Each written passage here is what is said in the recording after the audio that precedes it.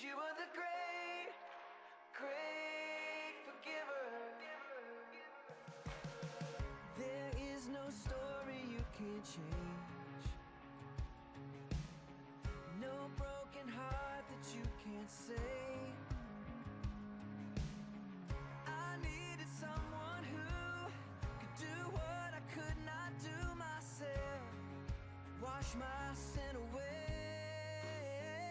'Cause you are the great, great forgiver. Nobody else gonna take my trouble, nobody else gonna take my shame. 'Cause you are the great. Ladies and gentlemen, the J6 hostages.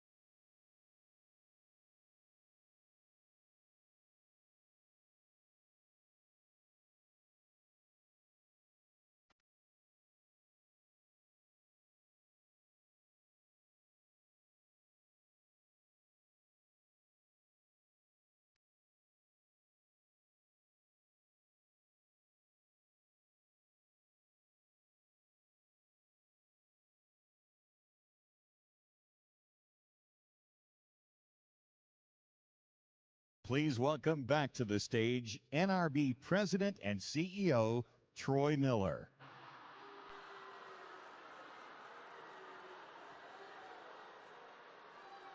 All right, be nice. Tonight we have gained the insight into the 2024 election from a media perspective and from a public policy perspective. The time has come to gain the insight from a candidate perspective. We invited all eligible candidates from both parties to participate in the NRB's presidential forum. One of those candidates chose to set aside this evening to address this community of religious broadcasters, and we are honored to have him present with us tonight. Donald J. Trump is the 45th President of the United States. Throughout his life, he has continually set the standards of business and entrepreneurial excellence, especially in real estate, sports, and entertainment. In 2016, Mr. Trump won the presidency in his first ever run for any political office. As the 45th President of the United States, several of Mr. Trump's signature accomplishments included historic tax cuts and regulation cuts, breakthroughs for peace in the Middle East, moving the U.S. Embassy to Jerusalem, confirming 3 Supreme Court justices, strengthening Americans' border security, fighting for the persecuted church, and much more. We look forward to hearing his perspective on the future of this nation this evening. It is now my distinct honor to introduce to you the 45th President of the United States, Donald J. Trump.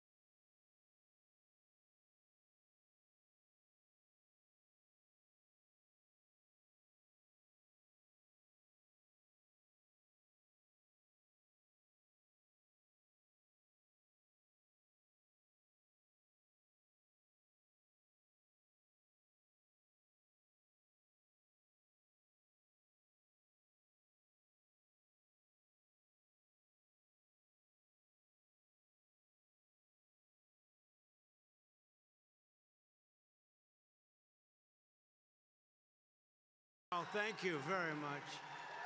Thank you. Thank you very much.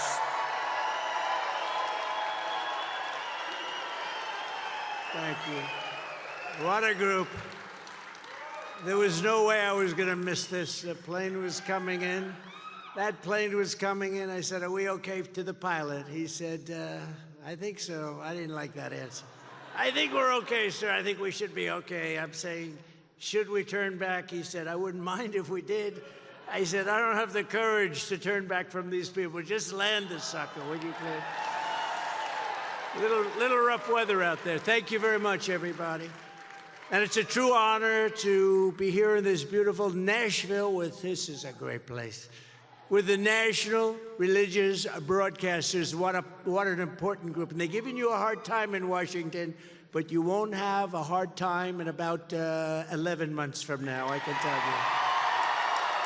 You won't have a hard time. Let me begin by saying congratulations on 80 incredible years of spreading the great word of God. It's really great. What you do is very important. Let me thank the President and CEO of NRB, Troy Miller, Executive Vice President Linda Smith, NRB Chairman Jim Sanders. Ooh, you got the whole group here tonight. This is power. This is power from above.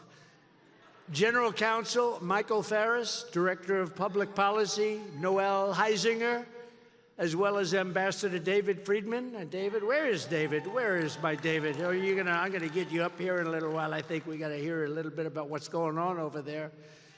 Former Congresswoman, a terrific person, Michelle Bachmann. Where's Michelle? Where is Michelle? Hi, Michelle. Hi. It's been a long time. Doing a great job. Heritage Foundation President, somebody else doing an unbelievable job. He's bringing it back to levels it's never seen. Dr. Kevin Roberts. Kevin, thank you, Kevin. Kevin, thank you, wherever you may be. Thank you, Kevin. Pastor Robert Jeffress, he's up there all the time, and he's always saying good things. A long time ago, when I just announced he was on Fox, of all places, and he said, no, he may not know the Bible as well as some. He may not know every passage. He may not know it actually so well at all. But he's the greatest leader, and he is a believer and a strong believer, and he's going to take us to places that we would never have been taken before, and he turned out to be right. He turned out to be right. So, Robert, thank you very much. Robert Jeffress, great guy. Pastor Jack Hibbs, thank you, Pastor. We got a lot of the big shots here tonight. And Pastors James Ward and Sharon Ward, thank you very much. A man who's treated me most of the times pretty good. And I like him, and he is a smart guy. Hugh Hewitt. Where are you, Hugh? Where are you? Thank you. Another man who's, I just think he's an incredible guy. He's a patriot. He loves his country. Sebastian Gorka. Those two guys are really amazing. And everybody at Salem Media Group, you've been incredible. You really are, and you're very popular. More popular than you would even know. And, of course, a very special thanks to all of the inspiring people in the audience today, the broadcasters and communicators, the brave independent Christian journalists, and they are brave, the missionaries who go to the world's most dangerous places, and I don't know how you do it. You're among the bravest people in the world, and you do a job that nobody could do but you. And the pastors, podcasters, producers, and patriots whose ministry lifts up the spirits of tens of millions of Americans. You do an incredible thing for humanity, and we really do appreciate it. Thank you very much. That's incredible people. Thank you. We're going to save this country. It will be thanks to the men and women like you, like the people in this audience, and we are represented by the best, the people who make God's work your work, God's work your work. That's what you do, and I want to thank you all. Incredible job. Thank you very much. When this legendary organization was founded 8 decades ago, it was in another moment of crisis. We are in a crisis right now. We've got an incompetent president who doesn't know what the hell he's doing. He will not lead us to the promised land, as the expression goes.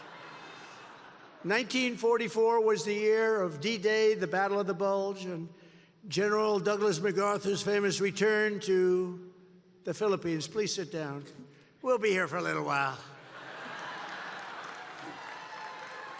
Thank you.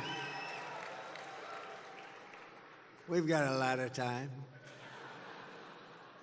Our country was at war with the enemy and they wanted to extinguish our way of life forever. It was a very bad time, but here at home, Christians knew that victory depended not only on the force of American arms, but also on the faith in American hearts. And we've got to get more of that back in our country today. We really do. Have to get more of it back. Your institution was formed to give voice to an army of preachers and ministers and faith leaders who fought every day to strengthen America with the good news of the gospel and the love of Jesus Christ. Today we are in another struggle for survival of our nation. I believe it's the most dangerous point in the history of our country because of the power of the weaponry. It's no longer army tanks going back and forth, blasting each other out. It's nuclear weapons and other weapons that are just as devastating.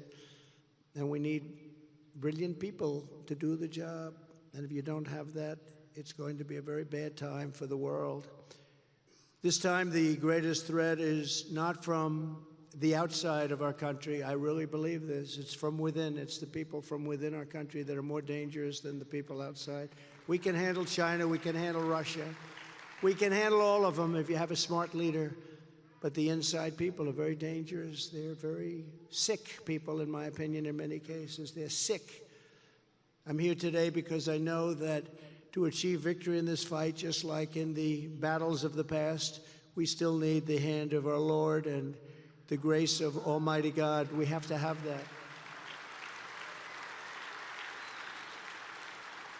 Our country is being destroyed by a radical left, corrupt political class that has gone communist, Marxist, and even fascist. I used to say, we will never have a socialist state. And I was right. We passed over socialism. Socialism's a nice way by comparison to where we are. From Joe Biden on down, and I'm not sure that Biden knows what the hell's going on. I don't think he knows he's alive, actually. And I never used to say that until I got indicted. Then I said, okay, now I can say it like it is. They said, oh, we'll never indict a popular American president. Don't forget, I got more votes. We got more votes, all of us together, than any president.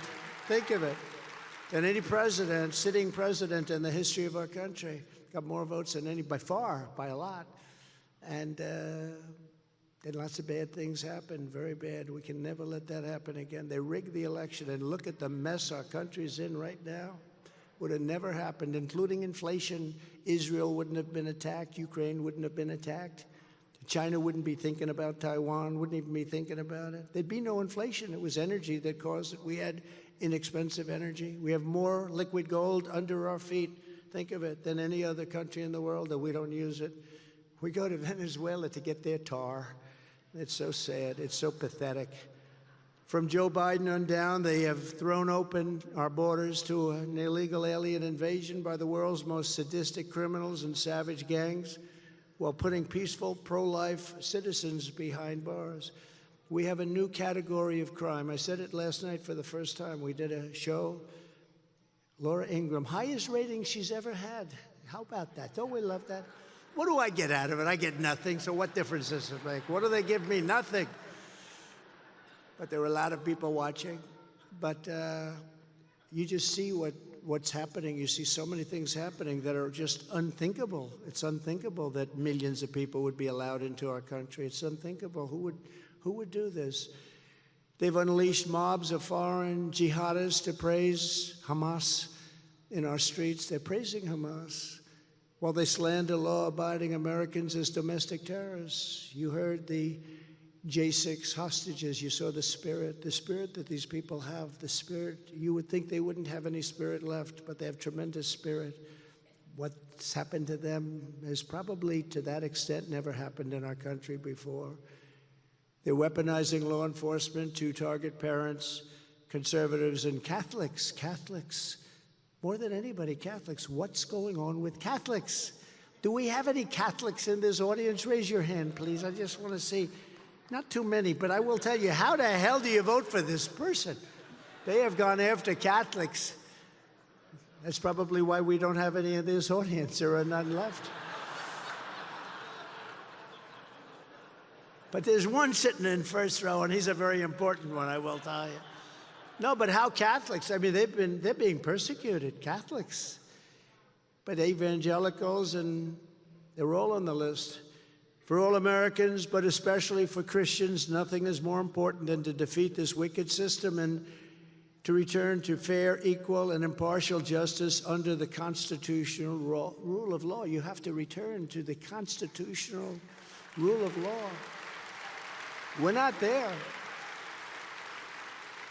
There's much work to be done, but there is no doubt where we have to begin. We have to begin, and we have to begin immediately. The restoration of law and justice in America begins with firing crooked Joe Biden on November 5th, 2024. If we don't fire him, our country, I believe, is doomed. I believe it's doomed. As you know, the left is trying to shame Christians. They try and shame us. I'm a very proud Christian, actually. I've been very busy fighting and, you know, taking the bullets, taking the arrows. I'm taking them for you, and I'm so honored to take them. You have no idea. I'm being indicted for you, as I say. I'm being indicted over and over and over. I've been indicted more than Al Capone, the great gangster. Scarface. My parents are looking down. They said, "Do you believe this happened to me?" I never heard the word before, you know, essentially. I never heard the word before. Think of it. I've been indicted more than some of the greatest criminals in the world for nothing. For nothing. If my plane flies over a blue state, that evening I get a subpoena to report to a federal grand jury.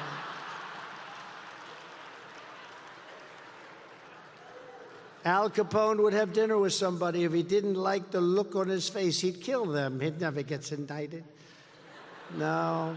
What they're doing is very dangerous for our country. You see it. You see the support I have. Look, this never happened before. When somebody goes through this kind of stuff, they immediately go to the microphone. They say, "I will be leaving office now. I will be home. I'm going home and love my family and cherish my family and fight for my name." And that's the last you ever see of this poor person. With me, I get indicted and my numbers go up. What the hell is going on? Because the people know it's a scam. They understand it. They know we're being scammed. True. It's so true. They want to silence you, demoralize you, and keep you out of politics. Stay the hell out of politics. If I wasn't running, and if I wasn't leading by a lot, you see the polls today, I'm up by 12 points and 14 over crooked Joe Biden. And in a national poll, I'm up by 91 points on I won't use the term because some people think it's a little bit nasty, but some people you don't like very much. Haley. I'm up 91 points. That's a lot. And in South Carolina, Nikki Haley is losing to me. It looks like she's going to lose by 25 or 30 points. That's a lot. She's governor, but people don't like her too much. And she's hurting the party, but I don't care. Let her run, because think of it, if she's not running, they're not talking about us. So maybe it's better if she runs a little bit. But she's not doing well, and we can't let it happen. You know, we have to stick together as a party. We have enough of a fight on whether you call it the radical left or the communists or the fascists or whatever you want to call them. That's our fight, and we have to save our country. But Christians, they can't afford to sit on the sidelines in this fight. They have to really get out there. They have to do what they have to do, and they have to win. The corrupt persecution by this regime will not stop with me. Oh, it's not going to stop with me. I mean, they gave me a fine of $355 million for doing nothing wrong. This was a fine like never seen before. And you know the amazing thing? The people in this country, they understood it immediately. It's all a big hoax. If I wasn't running, I wouldn't have been sued. None of these indictments would happen. And if I wasn't, once I started winning, I said to my wife, I said, our great First Lady who sends her regards, she loves everybody in this room.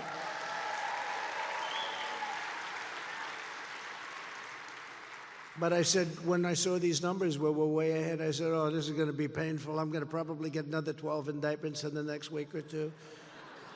Although they're backfiring, I know I heard in one case they were getting ready to do it and they got a call from Washington, don't do it, we're going to indict this guy into office. But they're bad people. The chains are already tightening around all of us. I mean, if you think about it, ultimately the radical left is coming after all of us because they know that our allegiance is not to them. Our allegiance is to our country, and our allegiance is to our Creator. They don't want to hear that. They don't want to hear that. How any Christian can vote for a Democrat, Christian or person of faith, how you can vote for a Democrat is crazy. It's crazy. They've got to stop. They've got to stop because it's hard. You know, we have to really go out on November 5th, and we have to get votes like nobody ever got before because they always cheat. We have some great safeguards, a lot of things. The last time, well, we won one that we weren't supposed to win. They went crazy, and they decided to do things that they shouldn't be doing. And we were somewhat unsuspecting, and they did something that really has set back our country tremendously. But we're going to get votes. I will tell you, we did phenomenally in 2016. We won. We did much better in 2020. We got millions and millions of more votes, and we got scammed. And the enthusiasm was probably the likes of which nobody's ever seen in an election in this country for the both of them. The enthusiasm for this election coming up in November is far greater than it was in 2016 or 2020. Far greater. It's not even a contest. I've never seen anything like it. Even coming over here, everybody has a Trump sign. Trump, Trump, Trump. And, you know, unfortunately, we're still 9 months away, a little more than 9 months away. And the sad part is that the incompetence of this man and this administration can do tremendous damage in 9 months. And it's a long time, you know. 9 months sounds like it's short, and it, politically speaking, is pretty short. It's not a long period. But the damage they do is just overwhelming, what they're allowing to happen to our country. What they cannot stand is that, in the end, we do not answer to bureaucrats in Washington. We answer to God in heaven. We do. We answer to God in heaven. So today I come before you as a friend and an ally and a fellow believer to ask for your help and your support and your prayers for this country. We need your prayers, most importantly. And I make you a simple promise. In my first term, I fought for Christians harder than any president has ever done before. You know that. You know that. And I will fight even harder for Christians with 4 more years in the White House. We did things that the likes of which nobody has ever done for Christians in this country, and I'm very proud of that and honored by it. Just think of what, with God's help, we already achieved in our historic first term. Just a few of the things under my leadership and working with you and a lot of the great people in the room. Jack, thank you very much, by the way. You see you sitting there. Everyone knows who I'm talking about. Thank you very much. Great job. And so many others. Under my leadership, we did more to uphold religious freedom than any administration in history, and everybody agrees. So, Robert, I guess you were right, weren't you, huh? We fearlessly protected the conscience rights of doctors, nurses, teachers, and faith groups like the Little Sisters of the Poor. We fought very hard alongside of them. And we had some incredible results. I blocked the IRS from using the Johnson Amendment to interfere with pastors' freedom of speech.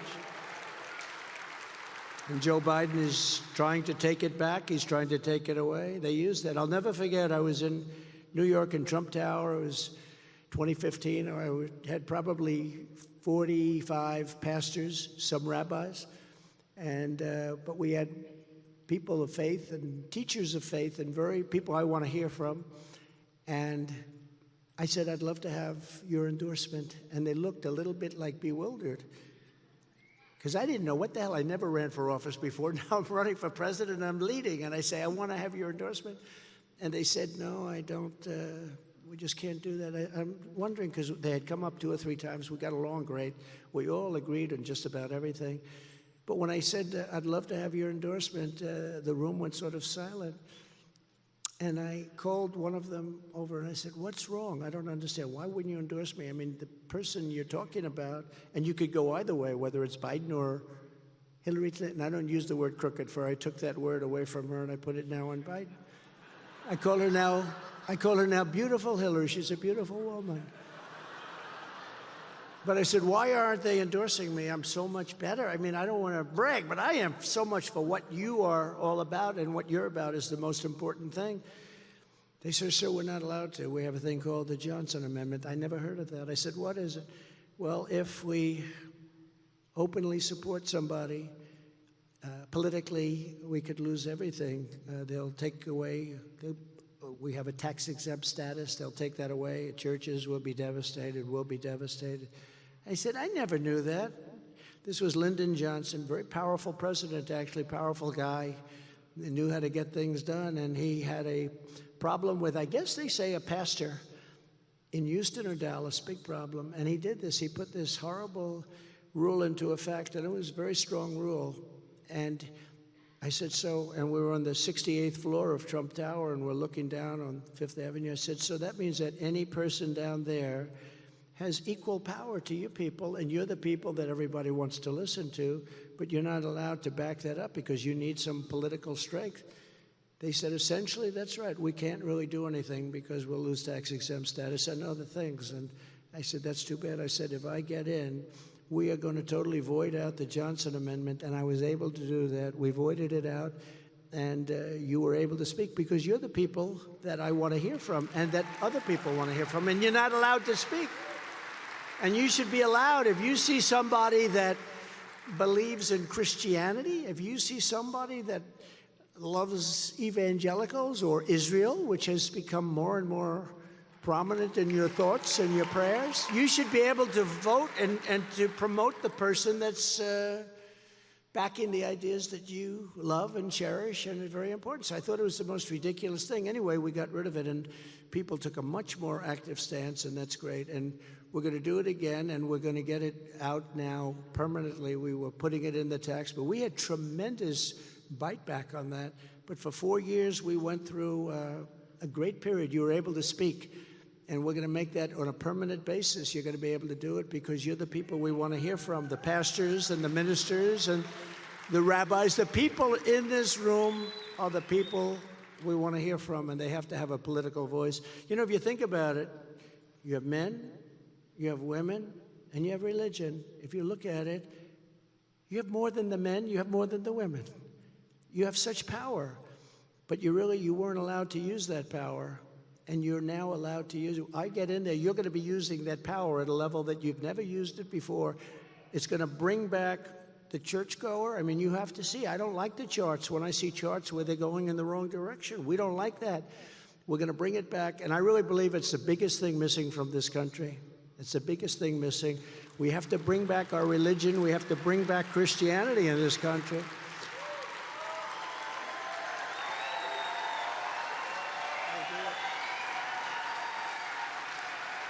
Thank you. Thank you very much. I issued guidance making clear that the right of freedom to worship does not end at the door at a public school, and I supported school prayer, very important, school prayer, which we unfortunately had to force into some schools. It should be very easy. You would think it would be very easy, but it wasn't, but we did it. I was the first and only president to convene a meeting of the United Nations to end religious persecution worldwide. First time they've ever done it. They were not thrilled, but that was okay. They did it. I signed an executive order to install faith advisors in every federal department and agency so that your voice and the Christian worldview would be heard in the halls of power in Washington and all over the world. It was a very big deal. Very proud of it. Wasn't that easy to do, you know that. 4 years, we totally transformed the federal bench, appointing nearly 300 federal judges to interpret the law and the Constitution as written, a record, 300. I withstood vicious attacks to pick and confirm 3 great Supreme Court justices. The great justices, great people. They're great people. Neil Gorsuch, Brett Kavanaugh, Amy Coney Barrett. Nobody thought that was going to even be possible. We fought. This was not an easy thing to do. From my first day in office, I took historic action to protect the unborn, like nobody has ever done. Nobody has ever done it. Thank you. I reinstated and expanded the Mexico City policy. Ronald Reagan didn't do it. Nobody did it. Nobody did it like us, and was the first president ever to attend the March for Life rally in Washington, D.C. It was a great honor. And I was able to bring this issue for the first time in 54 years back to the states where everybody agrees on both sides. Everybody agrees that's where it should be, back in the states. It was so important. Everybody on both sides. And they are the radicals. Remember this. They try and paint a picture of disinformation, misinformation, almost the same, but actually not quite. But we won't go into that. But it's disinformation. And they try and paint a picture because they're willing to kill the unborn in the 6th and 7th and 8th and 9th months, and even after birth. I mean, even after birth. You remember the governor, that former governor of Virginia, that said, the baby will be born and we will decide to kill the baby after birth. We will make a decision with the mother. This is the first time I heard that, but there is legislation in some states where you actually have the right to do that. So they're the radicals. You're not the radicals. We're not the radicals. They're the radicals, and you have to say that. Politicians have to say that, because nobody believes that after a certain period of time, nobody believes that you should be doing this. It's like 97% agree. We also have to remember that we have to have people elected. So some things that you feel and you have to go with your heart, you have to stay with that. You have to stay with your heart, but you have to get elected. You have to get people elected. But what a difference a president makes. You saw that during my term. What a difference a president makes. So big, bigger than anything else. As I mentioned earlier, under crooked Joe Biden, pro-lifers are now being hunted down by the Biden regime as enemies of the state. Can you believe that? The same Biden DOJ that dropped charges against Antifa, where they kill people, where they destroy cities. Take a look at Portland. You can't even walk down the street. It's just, they don't even have storefronts anymore. They use 2x4s because if they put up a piece of glass to show their wares, it gets knocked out. Well, most of the stores are empty, so it doesn't matter. But take a look at what they did there. Take a look at what happened in Seattle, where they took over a big portion of the city. They literally took it. If I wasn't going to send in the troops, we were sending in the troops the next day. All of a sudden, they decided to leave. But the governor didn't want to do it. The governor didn't want to do it, and would have never done. They'd still be there if I didn't do what I did. You take a look at Minnesota, Minneapolis. You take a look at what they were doing with that. If I didn't send in the National Guard, and the governor didn't want it, and if I didn't send it, you wouldn't have that city anymore. Remember the CNN announcer saying, this is a nonviolent protest. And behind him, the entire city was burning to the ground. Do you remember this? This is nonviolent in every way. I don't see a problem. And he also got hit on the knee with something, and he went down. And the city behind him was burning. I never saw anything like it. But they're fake news. What can I say? I think one of the terms, they say, you come up with good names. I said, maybe fake news was the best. They're fake news. You know, when I first started, fake news. When I first started, the press had a very high rating. People actually believe them. You know, you think you read something in the New York Times, it's true. It's usually the opposite. The Russia hoax, they kept it going. It was supposed to be a one-day deal. It was a way of explaining why Hillary Clinton lost election, that a lot of people thought she was going to win. Most people, I guess, thought that. I didn't think it, because we'd go to rallies with 45,000 people, and she'd show up and they'd have 25 people show up. I said, it's true, why are we going to win? But we won that, and the news just went crazy. And it was supposed to be a one-day event, Russia, Russia, Russia, and let's get on to running the country. But that went on for 2.5 years. And then they had the Mueller report, and it came in, no collusion. But I could have told them that on day one. And they would have known that on day one. They should have known it, because they had the laptop from hell, so they should have known it. That was, you have to say, that was truly the laptop from hell, wasn't it? Miranda Devine wrote a great book on it, and she was very nice. She credited me. She said, I got the name from Donald Trump. I saw him calling it the laptop from hell, and she named her book The Laptop from Hell. It was very, very successful. I didn't get anything out of it, though, Miranda. But it was a good book. It was. Can you imagine if they didn't? Can you imagine if he would have gone and picked up the laptop?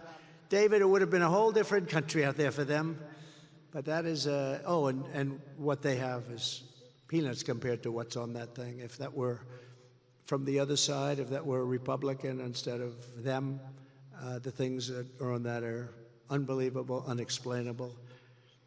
The same Biden DOJ that dropped charges against Antifa has rounded up 6 pro-life activists right here in Tennessee, arresting them for a peaceful protest outside a clinic where they prayed, sang hymns, and were removed with great force. Last month, those protesters were convicted on outrageous charges and are now facing up to 11 years in prison. This is a communist state, just so you understand. This is the beginning of a communist state.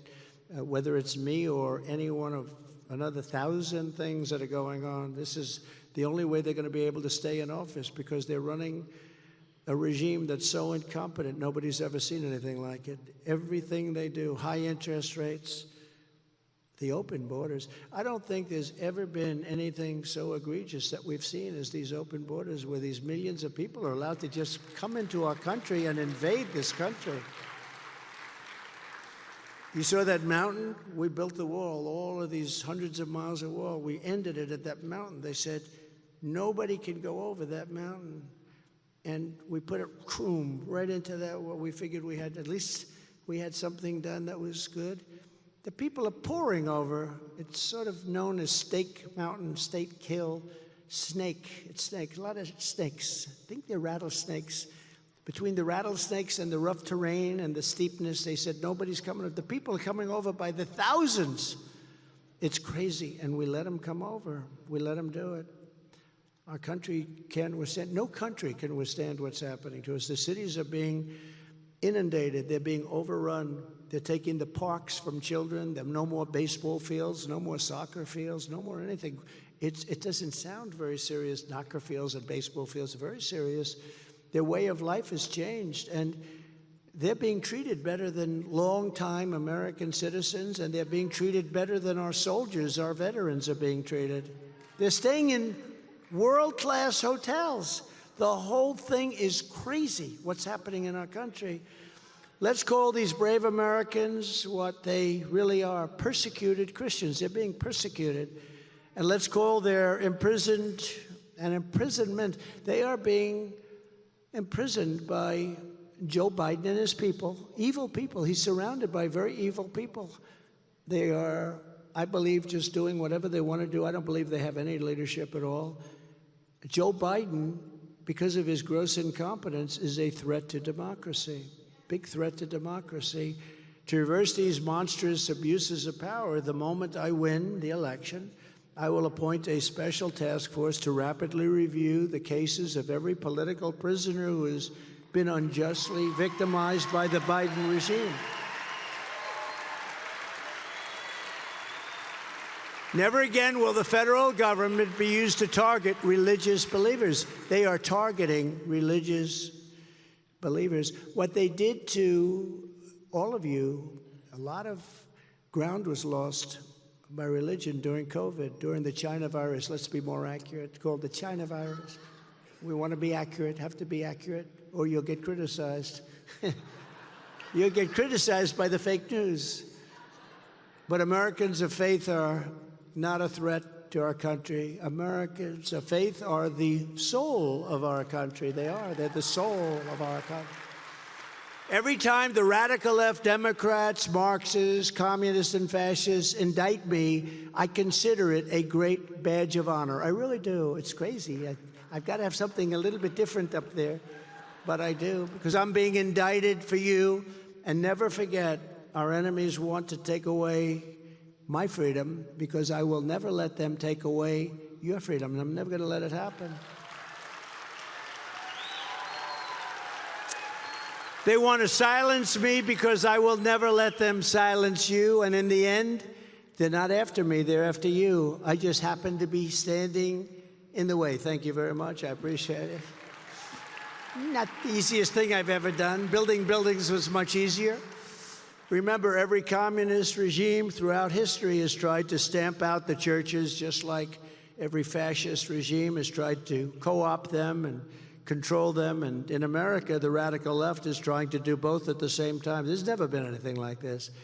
It's really dangerous, okay? It's really a bad thing.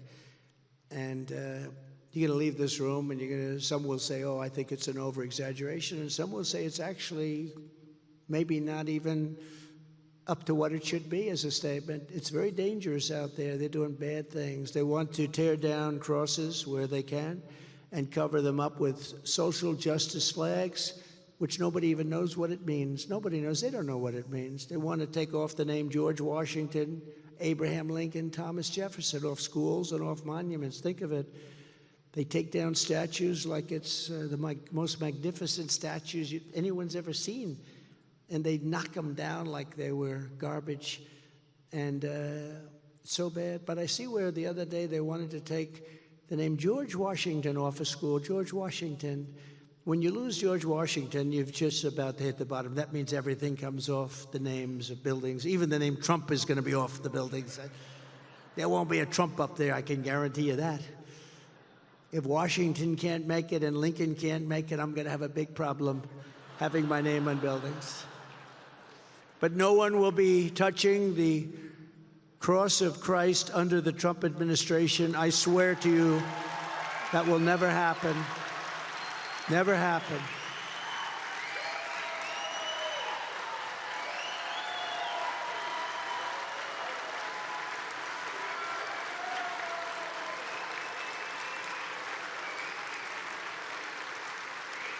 Thank you. Thank you very much. We're not going to let that happen. When I return to the White House, I will once again aggressively defend religious liberty, just like I had for 4 years. You had no problems. But we're going to defend it in all of its forms. We will protect Christians in our schools, in our military, in our government, and in all of those airwaves that your people, that you, Hewitt, and Sebastian Gorka, and all of the rest of you, I see a lot of you out there that you do such a great job in talking about in your broadcasts. And in Salem, what the job you do is great. I'm telling you, Salem has really done a fantastic job. I just want to thank you. You have courage. You have really courage, because I know it's not easy. Congratulations. And we will protect God in our public square, which they don't want us to do. I will never allow the big media or left-wing pressure groups to silence you, censor you, discriminate against you, or in any way tell you what you have to say. They want you to say what they want to have you say, and we're not going to let that happen. You're going to say as you want, and you're going to believe, and you're going to believe in God. You're going to believe in God because God is here and God is watching. God is watching. And God probably can't believe what he's seen. I think he's having a hard time with this one. He's trying to figure, well, maybe he isn't, but everyone else is, I can tell you. He probably understands it very well, better than anybody. There's enough filth on our airwaves. American families need a haven where our children can be taught our values, not have radical values forced upon them, the families and the children. We don't want that. Our children hear enough about pronouns. What is with pronouns? If you really study it and look at it, it's sick. It's sick. I will protect the content that is pro-God. We're going to protect pro-God context and content. To that end, at the request of the NRB, I will do my part to protect AM radio in our cars. You know, we like to listen to AM radio because you know what we're listening to. Millions of Americans value listening to Christian broadcasters, and you're under siege. I know what you're going through. And this happened. This is a phenomenon that's just really happened. While they're on the road, we support you, and we are supporting all of those believers and the people that believe in you. We're not going to abandon you, and we're not going to abandon those great people that do these incredible broadcasts. They're incredible people. They're brave people. They shouldn't have to be brave people. They're smart people. They shouldn't have to be brave people. There should be nothing brave about it, but they're brave people because of this crazy government that we're developing more and more. It's a fascist government. The Biden administration wants to do major harm to you. You cannot let people vote for these people. You cannot let people vote for the Democrats. They're really wanting to change our whole system of values. Upon taking office, I will create a new federal task force on fighting anti-Christian bias. It's become a very big term, anti-Christian bias. Not believable that you have a term like that, is it? When you think about it, it's like, where did that come from? And it's a very recent phenomenon.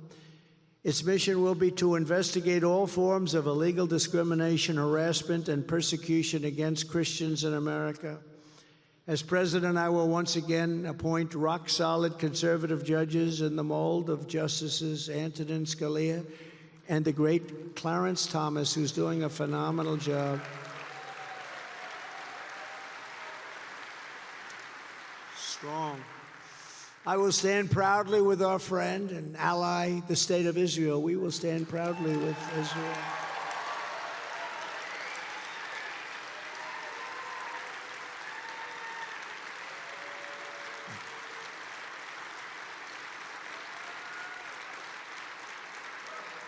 In our first term, I kept my promise, recognized Israel's eternal capital. That was a big thing. Everybody said, oh, wow.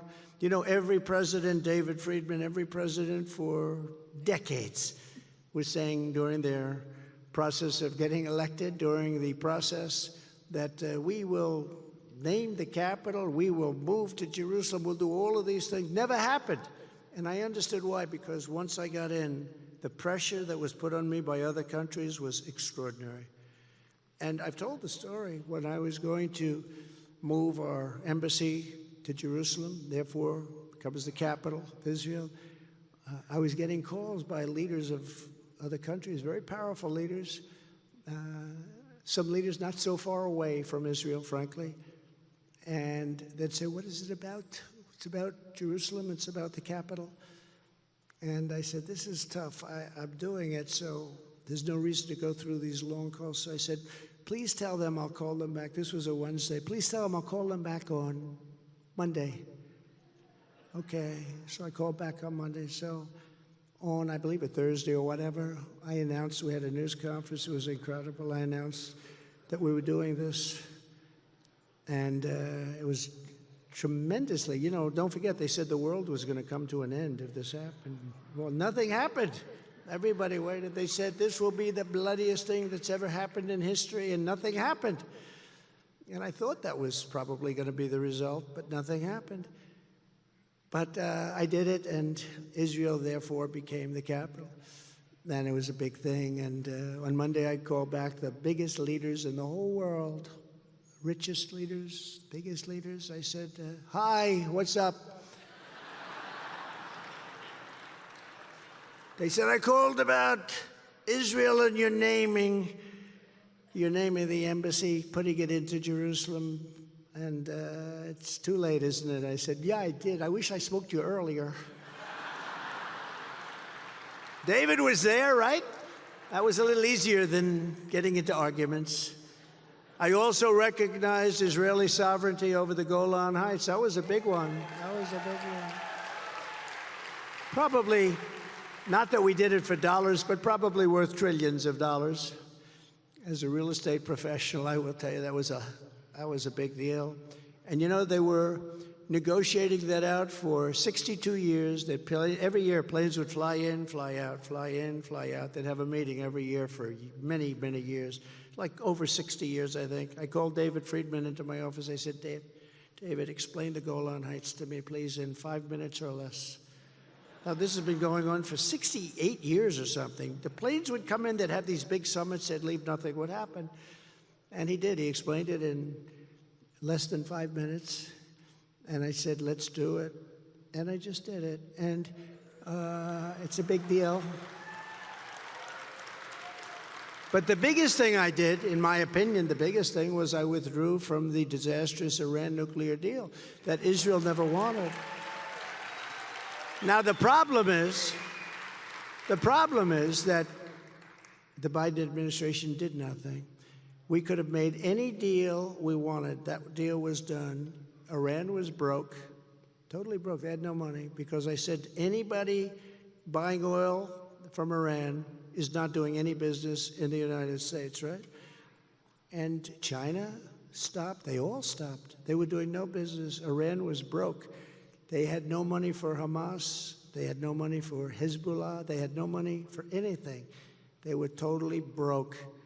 And we could have made any deal we wanted. No more nuclear weapons. You cannot let them have a nuclear weapon. And we were all set to do it. When the election ended, and you know the result, it'll go down as a tragedy in our country, in my opinion. One of the great tragedies, and everyone knows it was all rigged and screwed up. A horrible thing happened. Anytime you have mail-in voting, too, you're going to have a crooked election. Remember that. Mail-in voting. Even Jimmy Carter, with his commission, said you can't have mail-in voting. France gave it up. You know, France had an election recently, 36 million votes. Paper ballots, same-day voting, voter ID, very simple. The election ended. You had a winner, you had a loser. And but any time you have mail-in voting, you're going to have problems. Most countries, many countries have just given it up. It can't possibly work. But with the historic Abraham Accords, we did the Abraham Accords. It's one of the greatest things ever done for peace in the Middle East. But the Biden administration didn't take advantage of it, and they didn't take advantage of the weakness at that time of Iran. So when I got out, Iran went about selling oil at levels they've never hit before. China went back to buying. India went back to buying, France they all went back to buying, everybody was buying. And now Iran has $235 billion. They made it over the last 3 years, $235 billion. Iran is a very rich country right now. And what a shame. It was a great time. We could have negotiated any deal. We don't want to hurt anybody, but we just don't want them to have a nuclear weapon, because when they have a nuclear weapon, very bad things are going to happen. And they're very close to having that now. That would have been, had the election not been rigged, we would have had a deal with Iran within 1 week after that election. 1 week, they were dying to make a deal because they were hurting. And it would have been a great deal for the world. It would have been a good deal for them. I want everybody to be happy. They just can't have a nuclear weapon. So it was one of those things. But the other is that, again, Ukraine wouldn't have been. I just looked at some reports that just came out on Ukraine. The death there and destruction is just unbelievable. And Israel would have never been attacked. All of these things, none of them would have happened. And you wouldn't have had inflation, because it was caused by the price of oil. It was caused by the price of energy. And everything went up and is out of control. Now everything is hurting. Everything is hurting. And by the way, the numbers on inflation are so massive over a 3-year period. I think the real number is probably 38%, that no matter how much you made, you're losing a lot of money. You're way behind the 8 ball. I also cut off funding for the United Nations organizations that were funneling billions of taxpayer dollars to Hamas, yet Joe Biden gave it back. Close to $1 billion. He gave them $1 billion back. I also ended, as you remember, Nord Stream 2, the Russian pipeline. And then they say, oh, I like Russia, I'm so friendly. This is the biggest thing they ever did. I ended it. Think of it. The biggest thing, the biggest deal, the most profitable deal, the greatest deal they've ever done, I ended it. It was dead. And Biden came in and he approved it right away. But he killed the Keystone pipeline. He killed our pipeline. He let Russia build their pipeline to Germany and all over Europe. And then they say, well, Trump was very friendly with Putin. Putin said, man, if you're a friend, I'd hate like hell to see you as an enemy. I'd like to ask a man who's with us tonight, and he's been with me the entire way, Ambassador David Friedman, just come up and say a few words and give us a little of that wisdom, please. Thank you.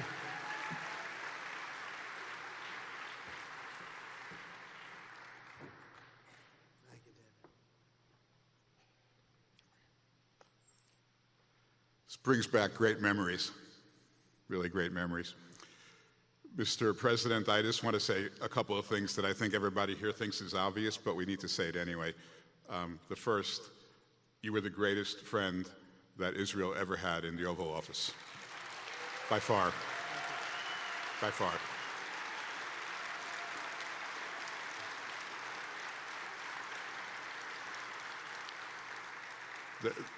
The second thing is that the tragedy that is now befalling the state of Israel, and it breaks my heart, and I work on this every day, and I go back and forth. I'm wearing this is to commemorate the hostages, still 130 hostages that are being held in the worst conditions. As you said, this wouldn't have happened had we still been in power, had you still been in power, had I still been working for you, for obvious reasons, because the money that now Iran is using to sell oil, the money that you cut off to the Palestinians that they now have, the money you cut off to the United Nations that they still have, all of this was the lubricant that enabled Hamas to conduct their horrible attacks, and Hezbollah too. It took a lot of money. You cut it all off, and President Biden brought it all back. And so we really wish he never left office, because we're feeling the pain right now because of that. And the last thing I'll just say is, when you moved the embassy to Jerusalem, and we were there together in the Situation Room, and you got pushback from other countries, but you also got pushback from some of your own people. And I was there with you, and I remember what you said. You said, I promised I'm going to do this, and this is the right thing. And the signal that you sent to the world, not just to those people in that room, but to the whole world, is that the United States will stand with its allies, and the United States will not flinch from the threats of rogue nations. And that message, as much as it elated me and it elated everybody else in this room, that message resonated. It resonated in North Korea, and it resonated in Iran, it resonated in Russia. And when the history books are written, I believe that is one of the reasons why, under your administration, there were no new wars. We owe you a great gratitude that we cannot repay. Thank you. Thank you so much.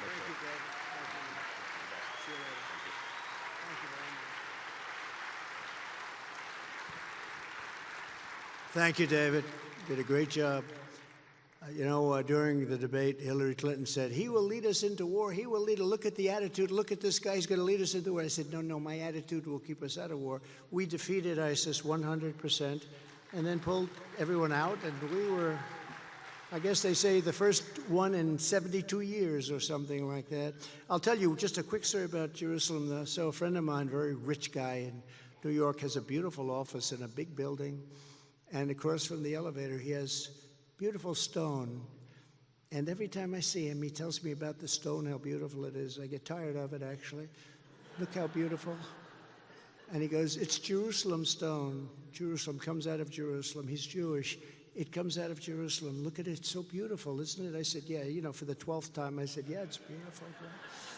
Big deal. So what happened is, when I approved the deal, and now we're all set with the deal. It was done. It was done, and it went. Nobody was fighting, and there was no bloodshed, no nothing.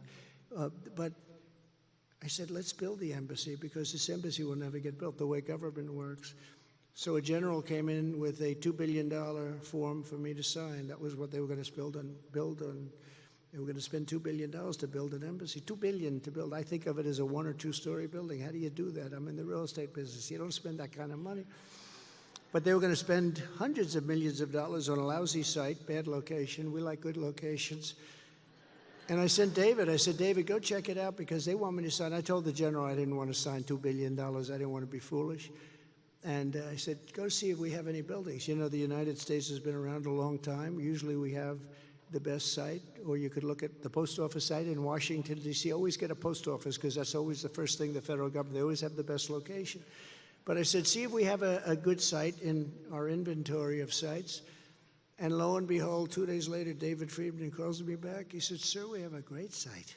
It's much better than the site that we're talking about, and we own it. I said, does it have a building on it? Yeah, it does. And it's set back. You know, there are certain rules. They want it set back, I guess, for obvious reasons, called explosions on a sidewalk. The building is set back. It's up high. It has beautiful views. Everything is perfect. And we could probably use the frame, use the structure, save a lot of money and a lot of time. So this new building would have probably never been built. It would be built for years and years, decades probably. It would have spent billions of dollars, and they would have had nothing. I said, let's get it built. So he comes back, he sends me some pictures. I say, listen, go out and let's see what we can do. And you have to do me a favor. You're in Jerusalem. See if you can make a good deal on Jerusalem stone. Because a friend of mine tells me it's so expensive and so impossible to get. So David calls me back about 5 days later. He said, sir, I think we can do the building. I said, how much, David?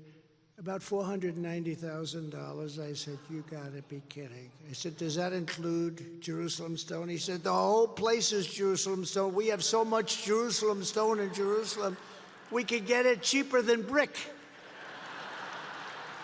So, right? It's a beautiful building. I don't think they ever have to do anything with it. I think it's beautiful. They'll probably someday knock it down and spend $3 billion to build a building that's terrible, but it's a beautiful building. So we not only named the site and did the capital of Israel and all of those things that all other presidents failed, many, many presidents, they all campaigned on it, and then they never had the guts. I now realize why, though, because of the pressure from other countries. But we got it built, and we got it built in about 5 months. And it opened, and it's a great fanfare, and it's such a beautiful building. It really is, and it's just about all in Jerusalem stone. They even sent me a piece of Jerusalem stone with a dedication, which I proudly have in my office. But under my leadership, we will restore peace through strength before I even arrive at the Oval Office. Shortly after it's going to be we win the presidency, I will have the horrible war between Russia and Ukraine settled. We'll have it totally settled. We're going to get it settled. We're going to get it settled. People are dying. Too many people are dying. You saw that evening when I was interviewed on CNN 6, 7 months ago by a person that didn't like me particularly. I thought they were doing it because they wanted to come a little bit more to the center and try and get some ratings because they're dying in the ratings. Whoops, there goes CNN, there goes the light. The red light just went off. I wonder what that means. I wonder what that means. But we all know what that means, so we all know what that means. But it was a war. All of these wars would have never happened. None of it would have happened. If I was president, none of it would have happened. As the Bible says, blessed are the peacemakers, right? Blessed are the peacemakers. And I promise, I will be your peacemaker in more ways than what you think. I will be your peacemaker, and I will be the only president that will be able to say this, and say it with great conviction. I will prevent World War III. We're very close to World War III. This will be a war like no other.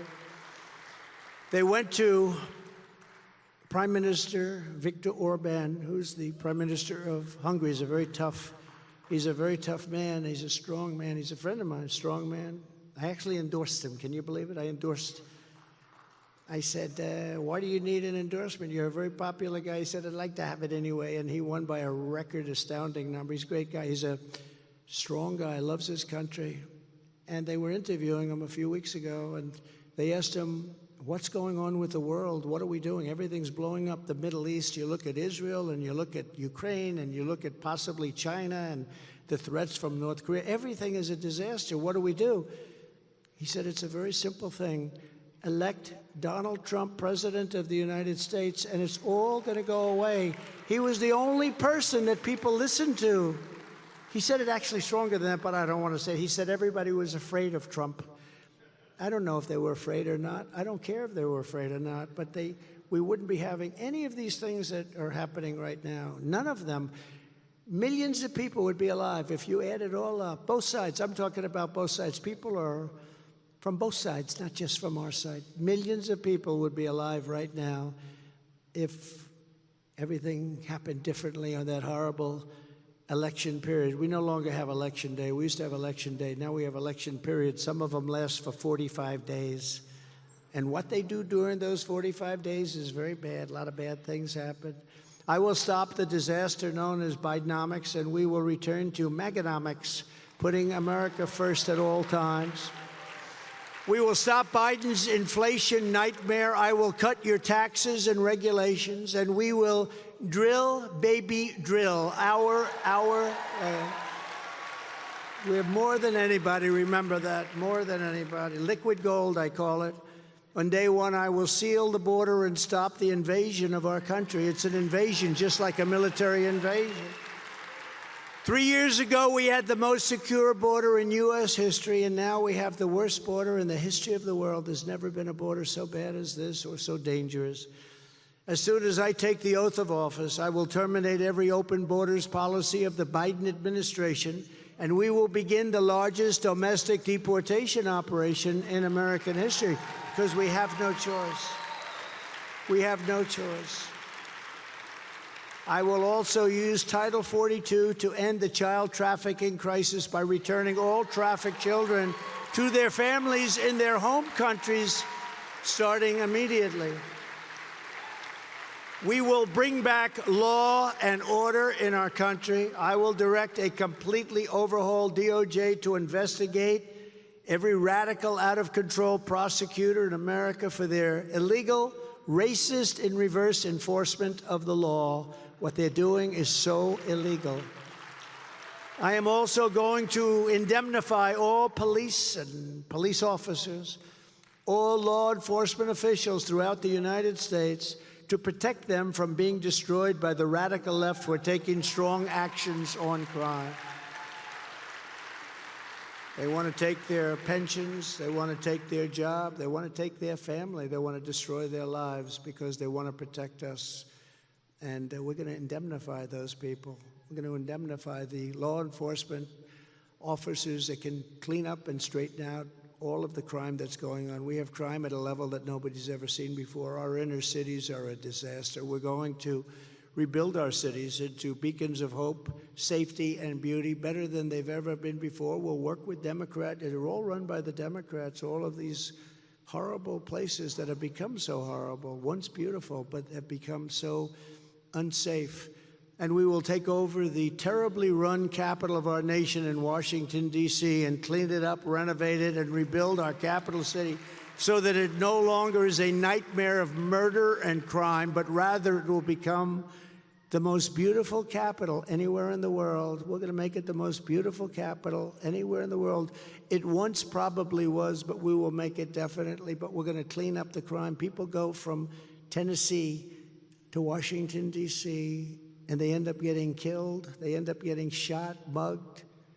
Terrible things happen, and can't be that way. Can you imagine foreign leaders coming in from other lands? They hear all about Washington, the United States, and they're driving in dirty roads, potholes all over the place, medians that are falling down into the road, and crime and graffiti all over those beautiful marble columns, swastikas. Can you imagine what they must think about our country?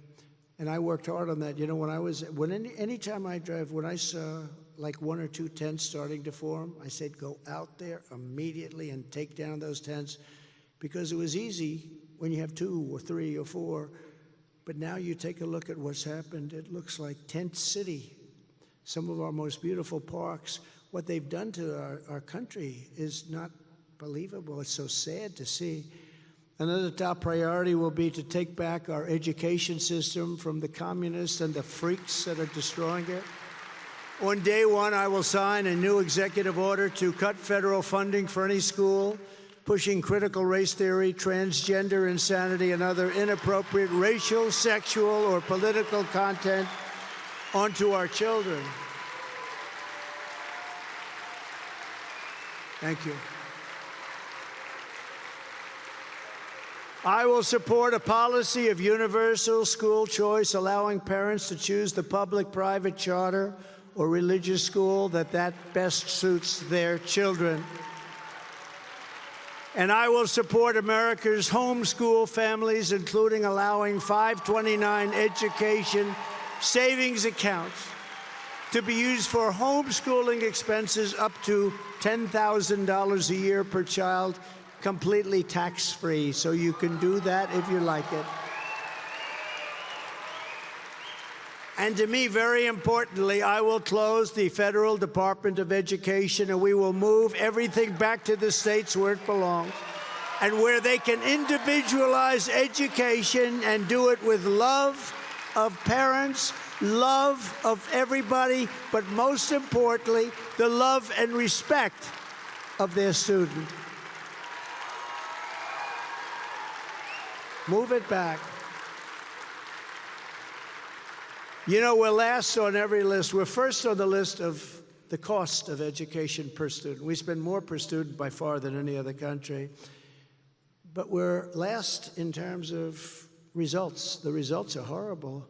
We're going to move it back to the states. I mean, I know states that will do a phenomenal job. Most of them, some I don't think will do really that good of a job. Usually if they're run badly, the school's not going to be so great.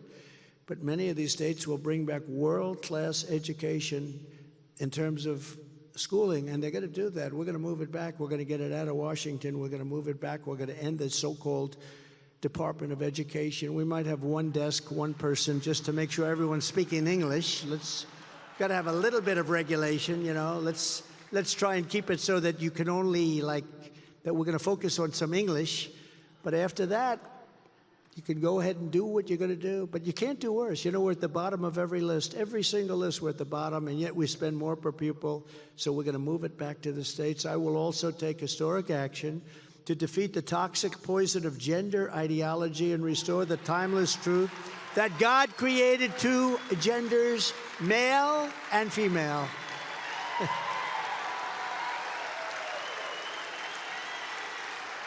So crazy.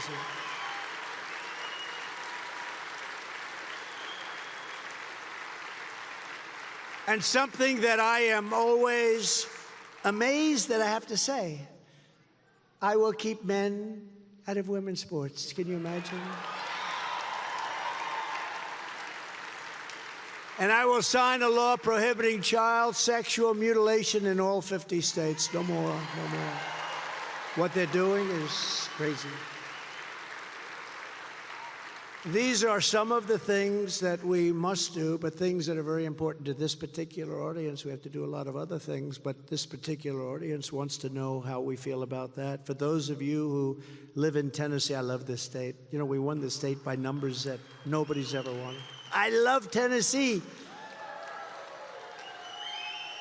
The primary is Tuesday, March 5th, less than 2 weeks from now, so get out there and vote. And I have a feeling you're going to vote for a guy named Trump, I think. So get out there and vote. And it's important to do it. Not that we have a race, because we really essentially don't have a race. Nikki is not a race. But we have to send a message to these radical left lunatics that on November 5th, we're coming. We're coming in numbers that they've never seen before. Because when the numbers are that way, and I think they have a chance of being that way, you can only cheat so much. You can only cheat so much. So we have to really we have to let the world know that we're coming. We're going to come in big numbers, and on November 5th, we're going to get rid of a man who is the worst president in the history of our country, I think by far. So get out and vote on the 5th. You got to get out and vote. Very, very near. Get out and send that message. But the big one is in November, but you got to send the message right now. So even though it's not much of a election per se, you got to get out there and you have to send that big, beautiful message that we're coming. For generations, America's religious broadcasters have helped the people of this country live up to the words of our glorious motto, "In God we trust." We will never change that motto. You know, there are many, many people that want to change that model. That model will never change. That motto will That motto will never change. It's a magnificent motto, and we've had it, and we're not going to let people talk about that. Will never change. This great organization has helped spread the Word of God, the love of Christ, the stories of the Holy Bible, and the voices of famed evangelical people and evangelists like the late, great Pat Robertson, who was a great gentleman. Got to know him very well. Great evangelist. And, of course, Billy Graham. How good was Billy Graham, right? I remember my father took me to Yankee Stadium, and Billy Graham was preaching, and it was amazing. I was very young. My father loved Billy Graham, and that place was packed, bigger than any World Series game, bigger than anything anybody's ever seen, and it was packed. And we would love to bring it back to those days, Jack, right? We'd love to bring it back to those days. Amazing. Our country would greatly benefit by it. Your efforts have inspired millions and millions to live their values and put faith at the center of their lives, so importantly. And in turn, these legions of listeners, citizens, soldiers, ministers, and everyday American believers not only help defeat fascism and communism, they help to build America into the greatest nation in the history of the world. But now we are a nation in decline. We are a failing nation. We are a nation that has lost its confidence, its willpower, and its strength. We are a nation that has lost its way, but we are not going to allow this horror to continue. We can't allow it to continue. 3 years ago, we were a great nation, and we will soon be a great nation again. With your prayers, your voice, and your vote, we will reclaim our government from these horrible tyrants. We will remove the communists, Marxists, and fascists. We will defeat crooked Joe Biden. We will restore faith and family to the center of American life, and we will restore power to the people. Ladies and gentlemen, with your help and God's grace, the great revival of America begins on November 5th, 2024. It's a great revival. So again, I want to thank you, and I want to thank the national religious broadcasters. I cannot state strongly enough what an incredible job you do. God bless you, and God bless America. Thank you very much. Thank you.